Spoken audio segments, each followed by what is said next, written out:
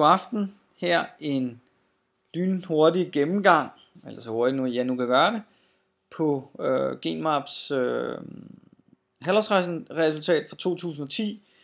Det er egentlig ret komplekst i forhold til, hvad jeg lige havde forestillet mig. Så jeg vil sige, at Jan og Davids motto om øget transparency, det tror jeg godt, vi lige kan skrue lidt op for, fordi det er altså blevet en meget, meget teknisk øvelse at gennemgå det her. Rent faktisk så var der en del, som vi var spot on, og så var der noget, vi tog helt forkert af på den regnskabstekniske side. Men lad os gå igennem her i hovedtal, hvad de selv siger, at de opjusterer deres omsætning fra 350 til 450 millioner til 475 525, og det er stadigvæk eksklusiv Azera, så den kommer jo til at ligge omkring det kan jo ligge helt fra 525 og så måske helt op til 625. Og jeg vil tro sådan realistisk set, at vi godt kan nå 575, 585, men det vil jeg lige komme ind på. Men det er stadigvæk en guidance uden Azera, og som nogen bemærkede i chatten, det er egentlig ret underligt, de ikke guider der, når de stadigvæk har indregnet salg af fabrikken, som nok i de flestes øjne er lidt mere usikkert. Så har vi nogle driftsomkostninger, som nu er blevet nedjusteret fra 950 millioner til 825 i den lave ende, og i den høje ende fra 1050 til 875, svarende til omkring 175 millioner. Og det svarer jo sådan set nøjagtigt til det tal, som jeg gennemgik i går med, at de sparer totalt 350 millioner kroner om året, fordi vi skal lige regne med, at det kun er et halvår, der er regnet med her.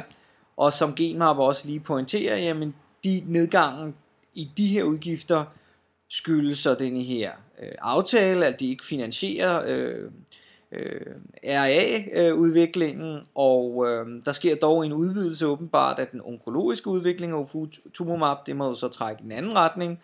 Tilbageførelse af forpligtelser relateret til udviklingen, det fører så i nedadgående retning, og så omkostningerne til Lisas Drakemans fratrædelse, som jo så blev 21 millioner på lønnen og 18 millioner i warrants, som jo ikke er eksekveret endnu, så vidt vi ved i hvert fald.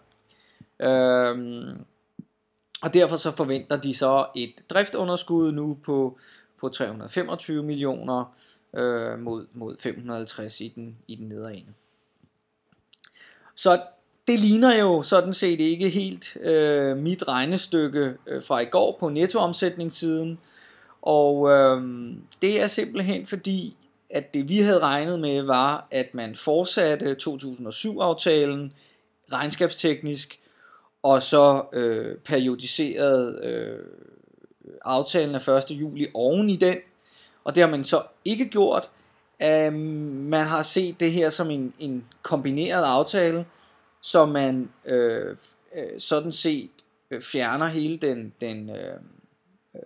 den grønne søjle, og så opjusterer vi så den lille søjle til 209.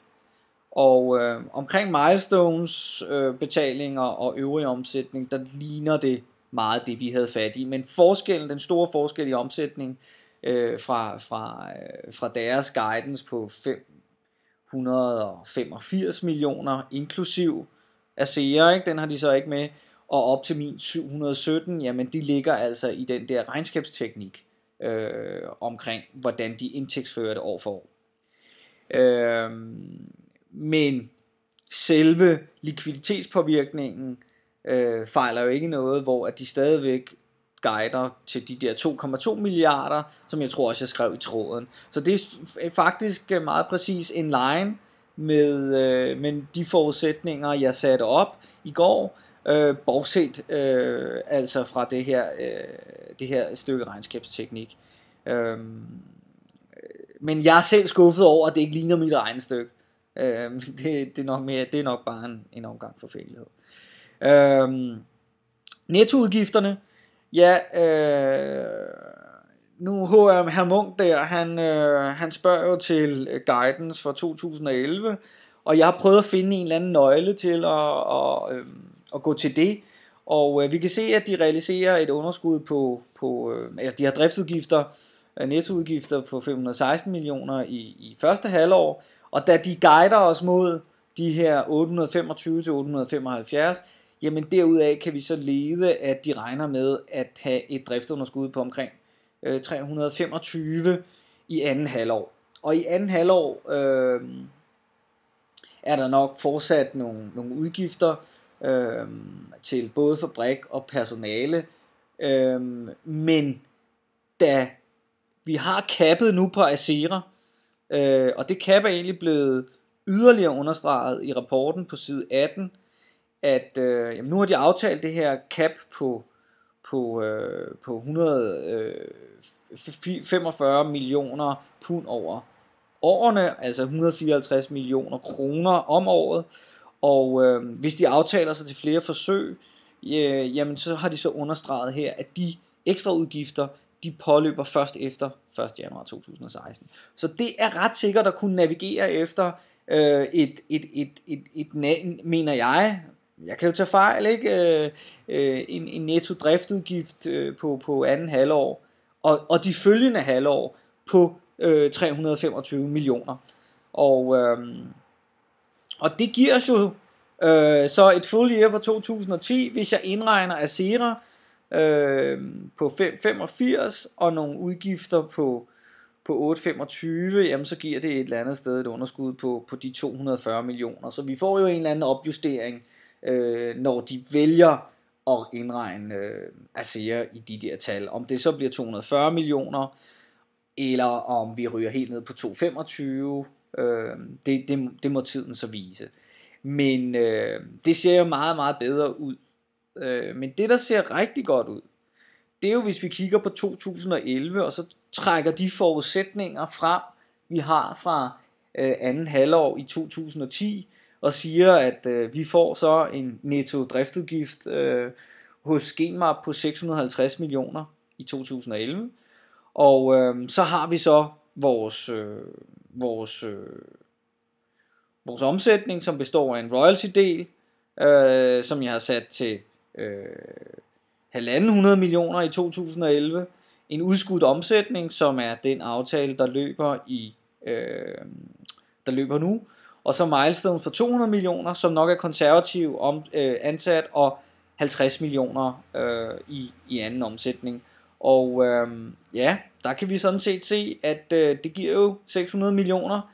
Så going forward har vi jo altså en kassebeholdning på 1,4 milliarder, så fremt fabrikken ikke bliver solgt. 2,2 milliarder, så fremt fabrikken bliver solgt. Og så har vi så et driftunderskud, der kan ligge på de her 50-100 millioner.